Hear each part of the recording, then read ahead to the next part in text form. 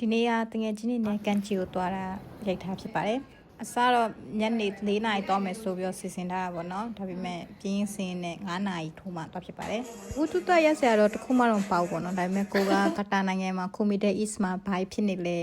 မြေပြင်ချင်းတွေပါရှိလဲဆိုတာသိချင်တော့ဆုံးဖြတ်လိုက်ကြည့်ပါဒီနေ့ရာသီဥတုအရန်ကောင်းပါလေမိုးလေးလက်အုပ်လေးလေးလက်တိုက်နေပေါ့နော်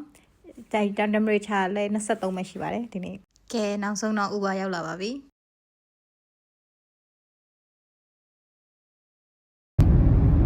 ဘာသမကန်းချစ်ထီဝင်လို့ပြလို့ဆိုပြီးတော့လမ်းတော့မှတင်ထားခဲ့ပါတယ်ခုတော့ကန်းချစ်ထီလမ်းလျှောက်တော့မှဖြစ်ပါတယ်ကန်းချစ်ထီရောက်ဖို့7 မိနစ်လောက်တော့လမ်းလျှောက်လိုက်ရပါတယ်ဟိုကတာနိုင်ငံအတွင်းမှာတော့သူတို့ပုံမှန်တိုင်းပဲသွားလာနေကြတယ်ပေါ့နော် Middle East နိုင်ငံထဲမှာအထီးခိုင်နေဆုံးလို့လည်းပြောလို့ရပါတယ်အစိုးရကသူလာသမျှဒုံကြီးတွေကိုသူတို့ခုခံနေပေါ့နော်လေထဲမှာတင်ဟိုအစနောက်ပြောက်သွားရပေါ့ဒါကြောင့်လည်းနိုင်ငံတွင်းကလူရအခုလက်ရှိမှာပုံမှန်ပဲသွားလာလှုပ်ရှားနေရပေါ့နော်ပုံမှန်နဲ့အလုပ်သွားတယ်လာတယ်ဘာမှထိခိုက်တော့မရှိပါဘူးဒါကတော့အပြင်ထွက်ရလို့ပြောနေရရုပ်ပါဒီ Middle East နိုင်ငံတွေမှာလမ်းမေးခွေးတော့မရှိပေါ့နော်ဒါပေမဲ့လမ်းမေးကြောင်တော့တော်တော်ပေါ်တယ်ကဲကန်းကြီးရောက်ပါပြီ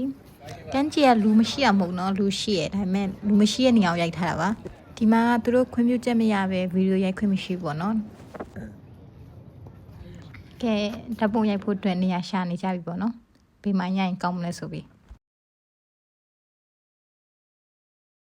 ဖြိုးရောက်သွားတာ9 နာရီခွဲ6 နာရီလောက်ဆိုတော့ sunset view ကိုကြည့်ခဲ့ရပါတယ်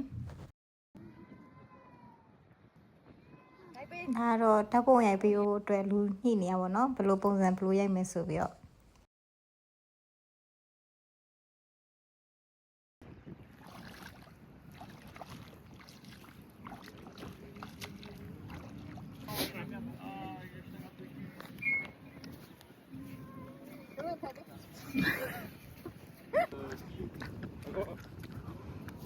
ဒါကတော့ဗီဒီယိုရိုက်ကောင်းကောင်းနဲ့အနောက်ကလူက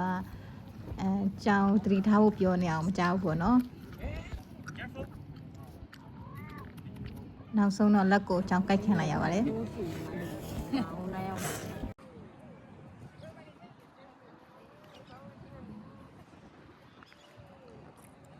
ခဏနေတော့ဘိုက်ဆာနဲ့တစ်ချက်ရှောက်ကြည့်ခဲ့ပေါ့နော်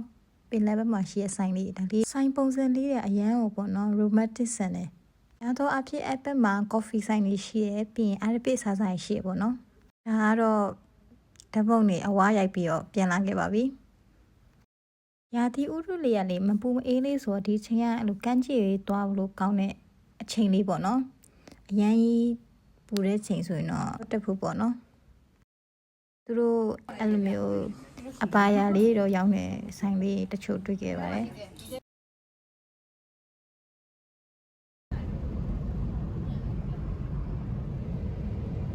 ခုကတော့အိမ်ပြန်ပါပြီကားပေါ်မှာပါဒီ Middle East မှာနေရတာကြိုက်တဲ့တစ်ချက်ကသူကဘေးချင်းပင်နိုင်ပဲပြင်ထွက်တဲ့ safe ဖြစ်တယ်ပေါ့နော်